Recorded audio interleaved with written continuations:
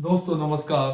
आज हम मधुबनी पेंटिंग पे चर्चा करेंगे। इसके सारे डायमेंशन को देखने का प्रयास करेंगे। दोस्तों से पहले सत्र फाइनल सिलेक्शन लेना है तो आप टीम जीसी साइज का 180 पीटीएफ रटिए, आपका फाइनल होगा। और इसी को बार बार पढ़ना है, फाइनल होगा, फाइनल होगा, हम कह दिए हैं। क्योंकि मेरा आजमाया हुआ है अभी तक मेंस बैच से, जब से हम पढ़ा रहे हैं 153 लोग मेंस बैच से फाइनल किए हैं। इसलिए बार बार पढ़ेंगे, आपका फाइनल होगा। इसका चार्ज 4,000 है। 83 73 98 49 95 पे संपर्क करके बैच ज्वाइन कर सकते हैं। और एक बात याद रखिएगा, ज्यादा दिमाग इधर उधर लगाइएगा ना, फिर दिक्कत है, डाइवर्सन वही पैदा होती है। मेरा बैच का नाम है atom bomb batch. Atom bomb batch में कि जो पीडीएफ है उसको बार बार रटिए, आपका फाइनल होगा। और आपसे ज़्यादा कोई नहीं जानेगा। ये बात सुन लीजिए, कहीं से भी पढ़ के आएगा, भारत के किसी भी कोना से पढ़ के आएगा ना, तो जो आप पढ़ रहे हैं ना, उससे ज़्यादा नहीं जानेगा। मैं दावे के साथ कह सकता हूँ, बहुत एडवांस जो है। व्यक्ति बताइए, मार्केट में किसी कोचिंग का बिहार वाला ऐसे नहीं लड़ता है जिसी से इसका बिहार वाला ऐसे लड़ा है। तो आप समझ सकते हैं क्या स्थिति। और 70 में सारे प्रश्न लड़ेंगे, सारे लड़ेंगे। मैं आपको आज ही बोल दिया, हम इसलिए पीटी का बैच कहें कि नहीं रखो, नहीं चलाऊंगा। मेंस पर हमको विशेष ध्यान देना है, क्योंकि मेरा मेंस बैच है। आइए, सबसे पहले मधुबनी पेंटिंग से जुड़े हुए कोई क्वेश्चन आ जाएगा तो उसकी भूमिका लिखना है। मधुबनी बस एक ही लाइन में लिखना है, मधुबनी पेंटिंग बिहार की विश्वविख्यात चित्रशाला शैली है। मधुबनी चित्रकला बिहार की एक विश्वविख्यात चित्रकला शैली है। याद रखिएगा, मधुबनी चित्रकला पेंटिंग बिहार का एक विश्वविख्यात जो है चित्रकला शैली है। इसको लिखने के बाद नीचे आइएगा। अब हम लोग इसकी उत्पत्ति कैसे हुआ पर यह जानिए। इसकी उत्पत्ति जो है, ऐसा कि परंपरा के अकॉर्डिंग माना जाता है कि इसकी उत्पत्ति जो है राजा जनक की बेटी सीता के जन्म स्थली मिथिला क्षेत्र में इसकी उत्पत्ति हुई है। और इसकी उत्पत्ति जो हुई है वह माँ सीता के राम जी से विवाह के उपलक्ष्य में यह पहली बार इस चित्रकला को बनाया गया था।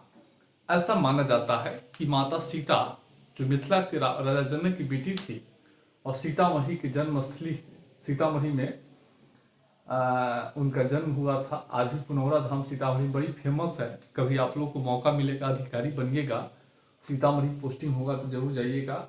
माँ जानकी सीता जी की जन्मस्थली पे हम कई बार गए हैं, तो बहुत अच्छा है और शांति मिलती है जाने के बाद।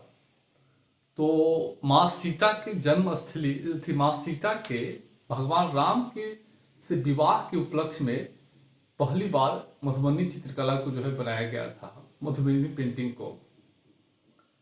लेकिन इसकी खोज कैसे हुई? 1934 में बिहार में भूकंप आया था। इस भूकंप में पुनर्निर्माण कार्य में जो है, चूंकि 1934 में ब्रिटिश शासन था बिहार में, पूरे देश में भी, तो एक विलियम आर्चर ब्रिटिश जो है थे, वे जो है पुनर्निर्माण कार्य में जो है, जब मधुबनी के आसपास जब घरों में जो है जब देखे, तो दीवार पर पहली बार जो है मिथिला क्षेत्र के एक दीवार पर जो है यह प्राप्त हुआ था। उसके बाद जो है ब्रिटिश सरकार जो है, ब्रिटिश जो विलियम आर्चर है, उसको जो है प्रकाश में लाया। प्रकाश में लाने के बाद जो है फिर जो है यह प्रचार प्रसार होने लगा। इसकी उत्पत्ति जो है यही मानी जाती है। इसकी भौगोलिक विस्तार देखेंगे तो इसकी भौगोलिक विस्तार जो है मिथिला के आसपास क्षेत्रों में नेपाल में है, जैसे कि दरभंगा, पूर्णिया, सीतामढ़ी, भागलपुर, सहरसा, सुपौल, समस्तीपुर, नेपाल, इस सब क्षेत्रों में इसका जो है प्रसार है। अब वर्तमान समय में तो इसका प्रसार अंतर्राष्ट्रीय हो गया है। जापान के ट्रेनों में भी जो है इससे पेंटिंग की गई है। नॉर्वे वगैरह में भी इसको जो है, यूरोपियन यूनियन के देशों में भी इसका व्यापक प्रचार प्रसार है। तो यह स्थिति है। हम इसको इसलिए लिखे कि आपको कॉपी पे ऐसे ही हेडिंग बना के लिखना है, याद रखिएगा। और अब आधुनिकरण में देखेंगे, हाल में इसका आधुनिकरण हुआ है। इसका इस्तेमाल जो है, मधुबनी पेंटिंग का इस्तेमाल जो है औद्योगिक क्षेत्रों में व्यापक पैमाने पर होने लगा है। कोरोना काल में देखेंगे कि मास्क स्वास्थ्य संबंधी जागरूकता पैदा करने के लिए मास्क पर जो है मधुबनी पेंटिंग जो है किया गया था। आजकल मधुबनी पेंटिंग से जुड़े हुए जो साड़ी है, वस्त्र है, बड़े पैमाने पर उसकी अंतर्राष्ट्रीय बाजार में मांग है। बिहार सरकार का भी मानना है कि मधुबनी पेंटिंग का सालाना कारोबार जो है 50 करोड़ रुपया है। तो अधिक इस्तेमाल इसकी जो है होने लगी है। इस पेंटिंग की ग्रीटिंग कार्ड पे देखेंगे, शादी विवाह के जो ग्रीटिंग कार्ड होता है, साड़ी होता है, वस्त्र होता है, शेरवानी है। शेरवानी जो है नया कल्चर आ गया है, शादी में लोग शेरवानी पहनते हैं, उस पर जो है मधुबनी पेंटिंग जो है किया हुआ रहता है।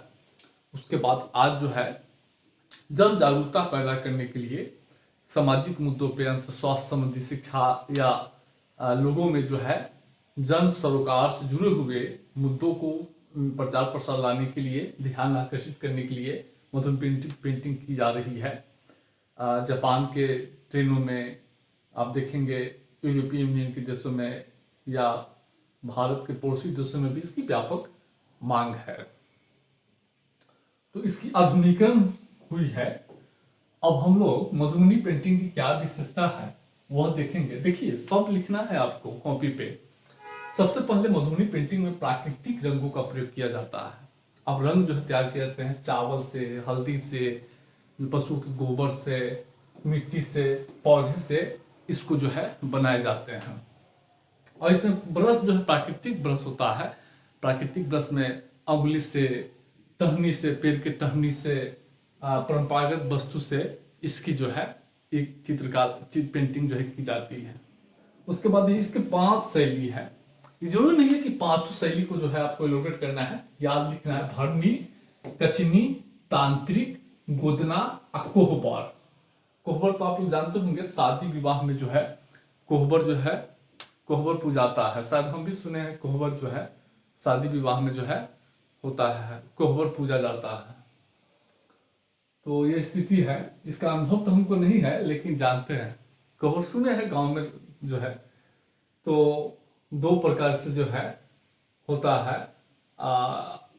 देखिए, मधुबनी चित्रकला जो पेंटिंग जो है 2 के प्रकार है। एक भित्ति चित्र और अरिपन। तो भित्ति चित्र जो है विभिन्न प्रकार के दीवारों पर जो है किए जाते हैं।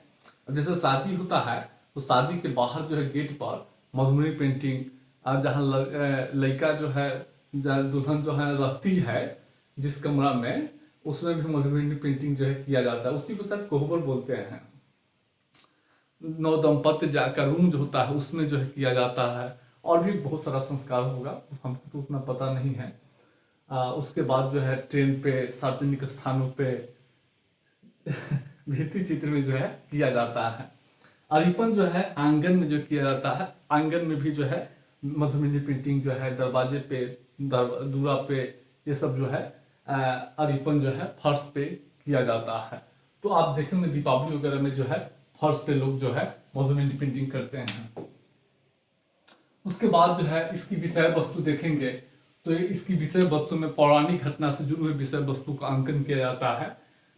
सीता जी, राम जी, लक्ष्मण जी, ये सब जो है हिंदू संस्कार, 16 हिंदू संस्कार, विवाह, उसके बाद सांप, राज दरबार, देवी देवता, माँ सीता, लक्ष्मी जी, गणेश जी, सबका जो है अंकन जो है किया जाता है। शंख, चिड़िया, बांस, ये सब जो है बनाया जाता है। इसकी जो विषय वस्तु है, उसके बाद जो है शिल्प कला का, अब वर्तमान में यह शिल्प कला का रूप ले लिया है। शिल्प कला का रूप ले लिया है, क्योंकि अब विभिन्न प्रकार के वस्त्रों पर इसकी मांग जो है, महिलाओं पुरुष दोनों वस्त्रों पर इसकी मांग जो है बढ़ रही है। ग्रीटिंग कार्ड में, घर पे जो है दीवार को सजाने में, डेकोरेशन में जो है मधुबनी पेंटिंग, इंटीरियर डिजाइनिंग में इसकी मांग व्यापक हो गई है। तो इसकी जो है औद्योगिक मांग जो है काफी हो गई है। अब इसकी क्या महत्व है तो देखिएगा, ये सबसे बड़ी पर्यावरण का संरक्षण का संदेश देता है। क्योंकि मधुबनी पेंटिंग क्या होता था कि पहले पेड़ों पर किया जाता था, पेड़ों पर बना दिया जाता था ताकि पेड़ कटना रुक जाता था। तो इससे पर्यावरण का संरक्षण, साथ ही साथ प्राकृतिक रंगों का प्रयोग किया जाता है, गोबर का, टहनी का, ब्रश में हाथ से बनाया जाता है। तो कहीं न कहीं जो है पर्यावरण का संरक्षण देता है। उसके बाद इस मधुबनी पेंटिंग से भारतीय संस्कृति का विदेशों में प्रसार हो रहा है। अब जापान में जो है ट्रेनों में, नॉर्वे के संग्रहालय में रखा गया है, यूरोपियन यूनियन के अलग अलग पब्लिक स्थानों पे इसका पेंटिंग की गई है। इससे इंडियन कल्चर का विदेशों में प्रसार का माध्यम का भी काम कर रहा है। साथ ही साथ यह महिलाओं को जो है जन जागरूकता पैदा करने और सामाजिक मुद्दों पर एक सामाजिक मुद्दों से जुड़े हुए जो पर जागरूकता पैदा करने में जो है इसकी जो है बड़ी भूमिका है। एक समतामूलक समाज का संदेश देता है। अगर आप देखेंगे मधुबनी पेंटिंग तो अमीर और गरीब सभी घर के महिलाएं जो है इसको जो है ये पेंटिंग करती है। तो एक प्रकार के समाज में बराबरी का भी, समतामूलक समाज के निर्माण का भी जो है योगदान देता है। इसमें किसी प्रकार के नहीं उच्च वर्ग की महिला है तो पेंटिंग नहीं करेगी और गरीब महिला है तो नहीं करेगी, इस पर किसी को रोक नहीं है।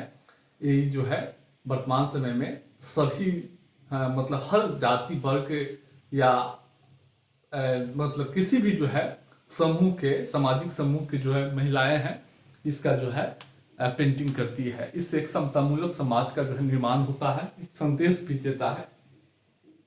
और वर्तमान में औद्योगिक मांग बढ़ गई है, जैसा कि जानते होंगे इंटीरियर डिजाइन में सार्वजनिक स्थानों में प्रचार प्रसार के लिए साड़ी पर, वस्त्रों पर इसकी मांग जो है बढ़ गई है और रचनात्मकता का परिचय देती है। इसमें महिला जो है अपने रचनात्मकता का परिचय देती है कि जो विभिन्न प्रकार के ज्यामिति आकार जो बनाए जाते हैं, क्योंकि ज्यामिति से जुड़े हुए चित्रांकन है, पेंटिंग है। कम पढ़ी लिखी महिला भी ज्यामिति को समझती है, विभिन्न प्रकार के जो चित्र बना लेती है, ज्यामिति डिजाइन बना लेती है। तो कहीं ना कहीं उसमें एक रचनात्मकता का भी भाव विकसित होता है, रचनात्मकता भी विकसित होता है। तो इसके महत्व है और इसकी चुनौती क्या है उसको भी देखेंगे। वर्तमान समय में इसमें कृत्रिमता आ गई है। कृत्रिमता क्यों इसके उसके बाद जो है भारत सरकार जो है मधुबनी पेंटिंग के चित्र कलाकार को जो है पद्मश्री भी पुरस्कार भी दिया है, समझ रहे हैं। तो कहीं ना कहीं भारत सरकार भी जो इसको मान्यता प्रदान किया है।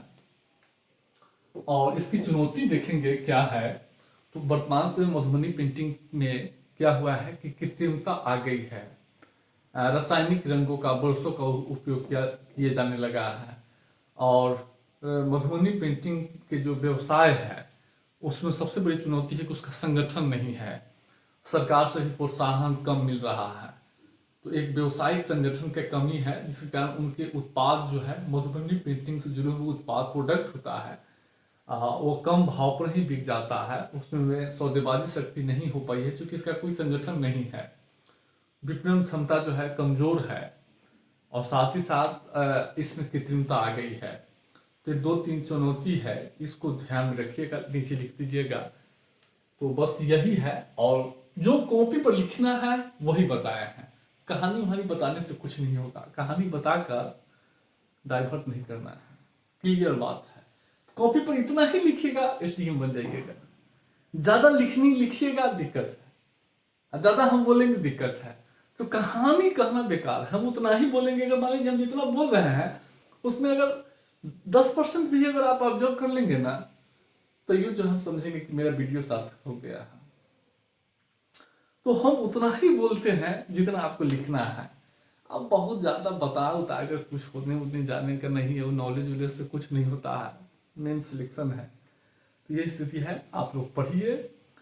20 तारीख तक हम हिस्ट्री कंप्लीट करेंगे, उसके बाद हम जो है फिर आ जाएंगे ज्योग्राफी पे, और इस बार ज्योग्राफी बहुत एडवांस पढ़ा रहे हैं।